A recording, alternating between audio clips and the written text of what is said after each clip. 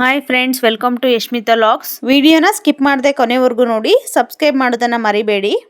ನಾನಿಲ್ಲಿ ನಿಮಗೆ ದೋಸೆ ಹೇಗೆ ಮಾಡೋದು ಅಂತ ತೋರಿಸ್ಕೊಡ್ತಾ ಇದ್ದೀನಿ. ಇವತ್ತು ನಾನಿಲ್ಲಿ 3 ಗ್ಲಾಸು ಅಕ್ಕಿನ ಹಾಕ್ಕೊಂಡಿದ್ದೀನಿ. ಅದನ್ನು ವಾಶ್ ಮಾಡಿಕೊಂಡು ನೆನೆಸ್ಕೊಂಡು ಇಟ್ಕೊಳ್ತೀನಿ. ಇವಾಗ ಅದೇ ಗ್ಲಾಸಲ್ಲೇ ನಾನು 3/4 ಗ್ಲಾಸಷ್ಟು ಉದ್ದಿನ ಬೇಳೆ ಮತ್ತು ಅವಲಕ್ಕಿನ ಹಾಕ್ಕೊಳ್ತಾ ಇದ್ದೀನಿ. ತೊಗರಿಬೇಳೆ, ಕಡಲೆಬೇಳೆ 3 ಟೇಬಲ್ ಸ್ಪೂನ್ ತೊಗೊಂಡಿದ್ದೀನಿ. ಮೆಂತ್ಯ ಮಾತ್ರ 1/4 ಗ್ಲಾಸ್ ತೊಗೊಂಡಿದ್ದೀನಿ. ನಾನು ಯಾವ ಗ್ಲಾಸಲ್ಲಿ ಅಕ್ಕಿ ಹಾಕ್ಕೊಂಡಿದ್ದೀನೋ ಅದೇ ಗ್ಲಾಸಲ್ಲೇ ಎಲ್ಲದನ್ನು ಮೆಜರ್ಮೆಂಟ್ ಮಾಡ್ಕೊಬೇಕು. ನಾನಿಲ್ಲಿ 4 to 5 hours ಅಷ್ಟು ನೆನೆಸಿಟ್ಟಿದ್ದೀನಿ. ಇವಾಗ ನಾನು ಅದನ್ನು ಗ್ರೈಂಡ್ ಮಾಡ್ಕೊತಾ ಇದ್ದೀನಿ. ಗ್ರೈಂಡ್ ಮಾಡ್ಕೊಂಡ ನಂತರ ಎಲ್ಲ ನೀಟಾಗಿ ಮಿಕ್ಸ್ ಮಾಡ್ಕೊಳ್ಳಿ. ಮಿಕ್ಸ್ ಮಾಡ್ಕೊಂಡ್ಮೇಲೆ ಓವರ್ ನೈಟ್ ಹಾಗೇ ಬಿಡಿ.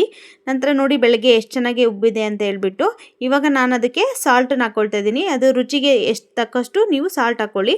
ಇವಾಗ ನಾನಿಲ್ಲಿ ಒಂದು ಹಂಚಿನ ಕಾಯೋದಕ್ಕೆ ಇಟ್ಟಿದ್ದೀನಿ. ಅದನ್ನು ಈರುಳ್ಳಿನ ಸೆಂಟ್ರಲ್ಲಿ ಕಟ್ ಮಾಡಿಬಿಟ್ಟು ಒಂದ್ಸರಿ ಎಲ್ಲ ಕಡೆ ಸ್ಪ್ರೆಡ್ ಮಾಡ್ತೀನಿ ಆಯಿಲ್ ಹಾಕ್ಬಿಟ್ಟು.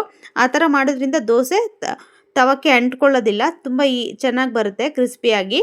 ಇಲ್ಲಿ ದೋಸೆಗೆ ಮೆಂತ್ಯ ಹಾಕೋದ್ರಿಂದ ಏನು ಯೂಸ್ ಅಂದರೆ ದೋಸೆ ತುಂಬ ಸಾಫ್ಟಾಗಿ ಬರುತ್ತೆ, ಬಿಸಿಯಾಗಿರುವಾಗ ಕ್ರಿಸ್ಪಿಯಾಗಿರುತ್ತೆ, ಬಾಕ್ಸಿಗೆ ತೊಗೊಂಡೋದ್ರೂ ಸಾಫ್ಟಾಗಿರುತ್ತೆ, ತಿನ್ಕೊಳ್ಳೋದಕ್ಕೂ ಚೆನ್ನಾಗಿರುತ್ತೆ. ನೀವು ಕೂಡ ಒಂದ್ಸರಿ ಟ್ರೈ ಮಾಡಿ, ತುಂಬ ಚೆನ್ನಾಗಿ ಬರುತ್ತೆ. ವಿಡಿಯೋನ ಕೊನೆವರೆಗೂ ನೋಡಿದ್ದಕ್ಕೆ ಎಲ್ರಿಗೂ ಧನ್ಯವಾದಗಳು. ಲೈಕ್ ಮಾಡಿ, ಶೇರ್ ಮಾಡಿ, ಕಮೆಂಟ್ ಮಾಡಿ, ಸಬ್ಸ್ಕ್ರೈಬ್ ಮಾಡೋದನ್ನು ಮರಿಬೇಡಿ. Thanks for watching.